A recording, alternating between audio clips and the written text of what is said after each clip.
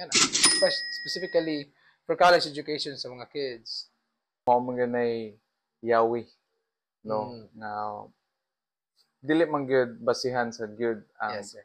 naakay kanang kuha bitaw sa diploma para mo succeed ka in life. Yes.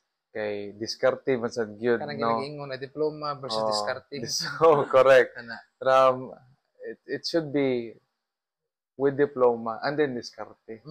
Yes. Okay, when you talk about credentials pa. And it's really important to prepare because you just don't know unsay path bitaw nimo ikakuan. Just like in my case, no? I'm in the medical field. Pero na ako sa financial industry. Same. Ikaw nasa Actually, same. Kuan, di ba? Computer engineering. Yan na sa financial industry. So, pero it can help jumpstart their career to earn. Oo, di ba?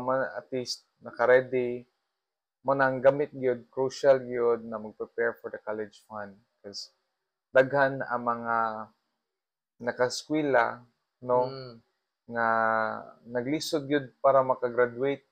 Gamay ra gyud tong mga nakaplano. Yes. Oo, one good example like in our case, no, pito ka pagpugsoon. Good thing, pasalamat ta kay na atong mga iyaan, no, nag-help sa atoa and si mamagpapa na ni Kugi, no? So that's why it's really important now when kita na nga generation, it's really important to prepare. It's really vital for us to prepare for their education. Yeah, especially karon na ng K-12, no? Yes. Kaya ba ka unsay reason nganong gi-implement ng K-12 dito sa Philippines? Yes, during the noise reign, no, as a president. Okay.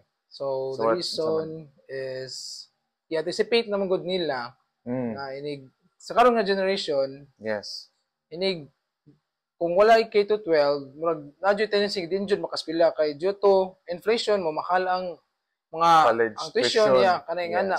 No, so ilagi implement ang K-12, no, kay para inig human K-12 makatrabaho na. Katrabaho na. Mga ilang gi-anticipate but ang hitabo mostly sa mga companies gyapon college graduate ilang ipangita. I prefer. So in a way nga murag kayong murag wa man mo work.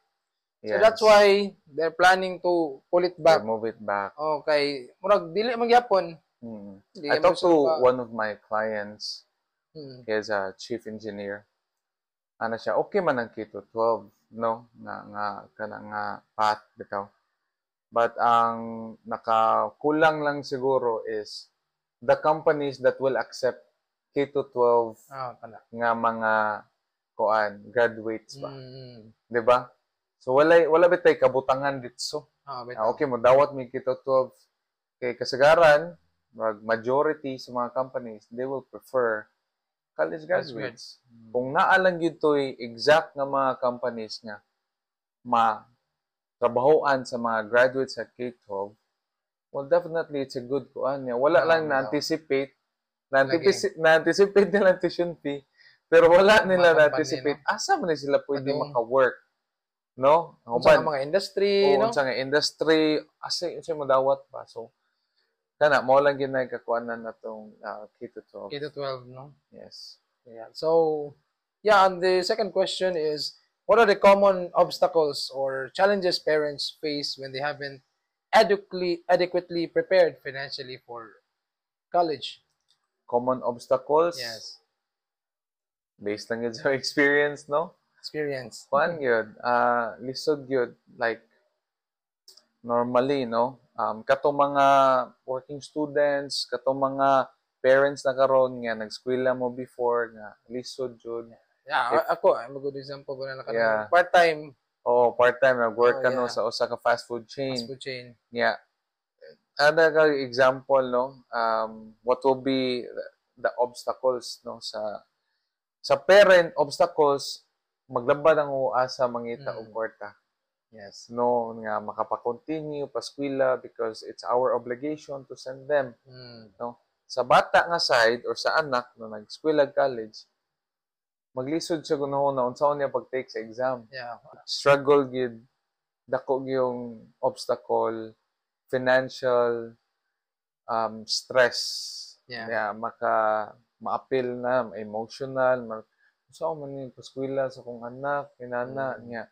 sa bata nga side niya, saan nila akong pag-take sa exam? Bitaw. Wala pa mong kabayad, no? But again, God will provide, but mas mayo gyud sa ato ang generation nga baggagmay pa mga bata.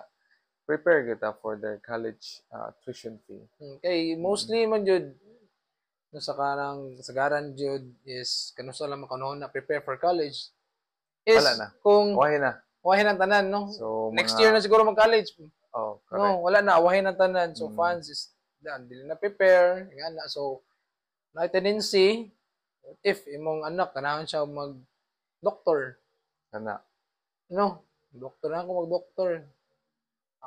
Na tendency gyud niya mahimo ang mag-doktor siya. Correct. Probably other course nila mo switch siya which is dili niya gusto. So that's why mo na academically kung dili man ko ni passion.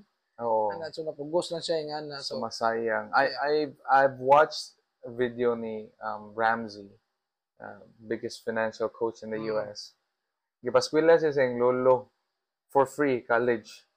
Pero I think philosophy to yung course. Gipaskwela libre. So wala siya kanang utang. Kanang college nga loan ba nila, university loan. Pero di man niya ganahan ang course. Gusto, no? Oo. So nangutang siya para eskwela siya sa ganahan niya. So ano opportunity.